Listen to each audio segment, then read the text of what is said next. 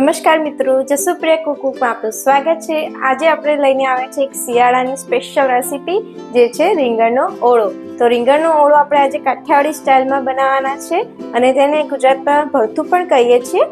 Original જે typical style હોય છે જેને શેકીને આપણે ચૂલા પર કે ગેસ પર બનાવીએ છીએ એ જ રીતે આપણે અહીંયા બનાવવાના છે। તો ચલો મિત્રો સ્ટાર્ટ કરીએ કાઠિયાવાડી સ્ટાઇલ રીંગણનો ઓળો। સૌપ્રથમ મિત્રો આપણે ભરતું બનાવવા માટેના જે મોટા રીંગણ આવે છે જેને પટ્ટા પણ કહે છે એ આપણે શેકી લઈશું। તો એની માટેની આ રીતની જાળી લેવાની છે અને ગેસની ફ્લેમ ઓન કરીશું આપણે। તો આ રીતના મોટા રીંગણનો યુઝ કરવાનો છે આપણે ભરવા માટે। એને આ રીતના બંને સાઈડથી આ રીતે કટ કરી દીધા છે આપણે, જેથી આપણને ખબર પડે કે રીંગણ સારું છે કે બગડેલું છે। આ રીંગણ આપણું સરસ છે અને એમાં આપણે આ રીતની લસણની કળીઓ એમાં આપણે ફિક્સ કરી દઈશું, જેથી જોડે જોડે આપણે લસણની કળીઓ પણ શેકી લઈશું રીંગણ સાથે। તો આ રીતના બધા જ લસણને આપણે આમાં ફિક્સ કરી દીધું છે। તો રીંગણને આ રીતે આપણે તેલથી ગ્રીસ કરી દઈશું, જેથી સરસ રીતે આપણે શેકાઈ જાય। રીંગણ ધોઈને આ રીતે આપણે કટ કરી લીધા હતા, એમાં આ રીતે તેલથી ગ્રીસ કરવાનું છે। ત્યારબાદ એને શેકવા માટે આ જાળી પર મૂકી દેવાનું છે। બીજા રીંગણને પણ આ રીતે આપણે કટ કરી દઈશું, એમાં પણ આ રીતે જ લસણની કળી ફિક્સ કરી દઈશું। થોડી થોડી વારે આપણે એને પલટાવતા રહીશું। બહુ સાવચેતીથી કામ લેવાનું છે, દજાઈ ના જાય એ રીતે આપણે પલટાવવાનું છે। તમે જોઈ શકો છો સરસ રીતે આપણે શેકાઈ ગયા છે રીંગણ।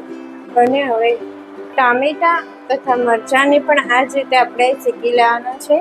સૌ પ્રથમ જેમ રીંગણમાં કર્યું એમ આમાં પણ તેલથી ગ્રીસ કરી દેવાના છે।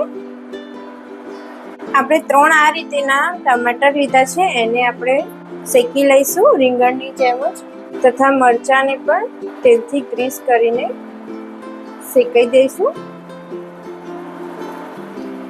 તમે ટામેટા અને મરચાંને કટ કરીને પણ ઉપયોગમાં લઈ શકો છો, પરંતુ જો શેકીને લો તો તમને એનો ટેસ્ટ ખૂબ જ સરસ આવે છે। હવે આ બધાને ઠંડુ કર્યા બાદ ટામેટા તથા લસણ મરચાંને ક્રશ કરી દઈશું અને રીંગણને આપણે મેશ કરી દઈશું। આ ઠંડા થાય છે ત્યાં સુધી આપણે વઘાર કરી લઈશું। એક કઢાઈ લીધી છે, 3 મોટી ચમચી સિંગ તેલ એડ કરીશું। તો મિત્રો તેલ આપણું ગરમ થાય છે ત્યાં સુધી આપણે જે શેકેલા મરચાં તથા લસણ હતા એ અને જે લીલું લસણ લીધું હતું આપણે અડધો કપ એ તથા અડધો ઇંચ જેટલું આદું એ બધાને મિક્સર જારમાં ક્રશ કરી દઈશું। તો આ રીતે સરસ રીતે મિક્સર જારમાં મિક્સ કરી લીધું છે।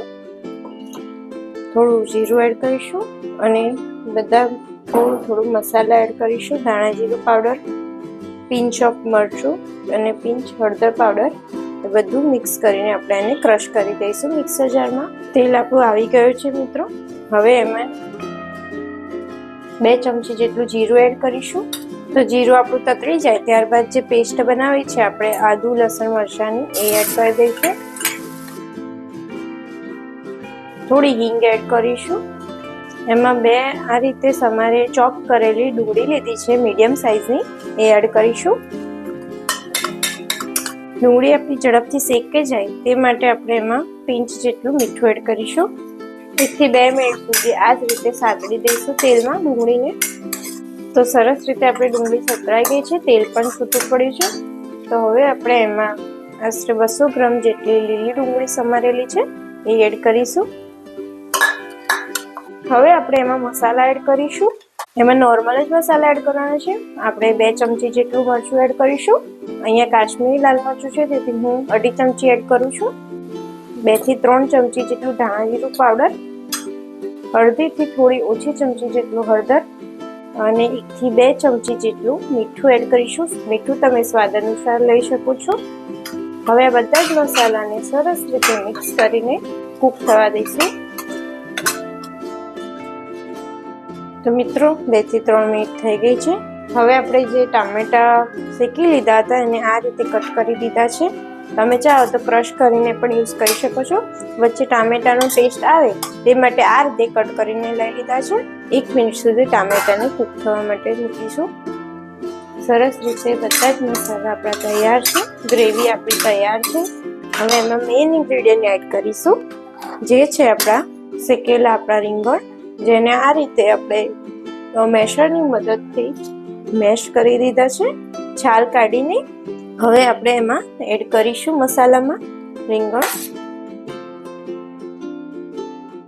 જો રીંગણ તમારા સરસ રીતે શેકાયેલા હશે તો ભરતું ખૂબ જ સ્વાદિષ્ટ બનશે. હવે આપણે તેમાં 1 ચમચી જેટલું લાલ મરચું એડ કરીશું. પાછળથી મેં એડ કર્યું છે. ચાખ્યા બાદ તો તમે પણ ચાખીને જે મસાલા તમને લાગે એવા હોય એડ કરવા જેવા તો તમે એડ કરી શકો છો. તો આ રીતે બધા મસાલા સરસ રીતે મિક્સ થઈ ગયા છે. જે લાસ્ટમાં મસાલા કર્યા એને શેકવા માટે આપણે ઢાંકણ ઢાંકીને 2 થી 3 મિનિટ સુધી કૂક કરી દઈશું. તો મિત્રો આપણી સબ્જી બિલકુલ બનીને રેડી છે. આપણે એમાં કોથમીર ગાર્નિશ કરી દઈશું. આપણે એને સર્વ કરી દઈશું બાઉલમાં. તો મિત્રો સરસ મજાનો ઓળો આપણો પ્રેઝન્ટ કરી દીધેલ છે. તો સરસ એવું રોટલા સાથે આપણે સર્વ કરેલો છે. સાથે ડુંગળી પણ છે કાચી. છાશ તો મિત્રો હોય જ કાઠિયાવાડી ખોરાકમાં. તો આપણે સરસ મજાનું એવું કાઠિયાવાડી મેનુ આપણું તૈયાર છે. તમે રોટલાની ઓપ્શનમાં પરોઠું કે ભાખરી કે રોટલીને પણ ઓળા સાથે ખાઈ શકો છો. અને એ ટેસ્ટમાં પણ એટલું જ સરસ લાગે છે. તમે ઘરે જાઓ તો ટ્રાય કરજો અમારી આ રેસીપી અને જણાવજો કમેન્ટમાં કે કેવી લાગી તમને આ રેસીપી. અમારી જસુપ્રિયા કુકબુક ચેનલને લાઇક, શેર અને સબસ્ક્રાઈબ કરવાનું ના ભૂલતા મિત્રો. ફરી મળીશું આવી જ એક નવી રેસીપી સાથે. Thank you.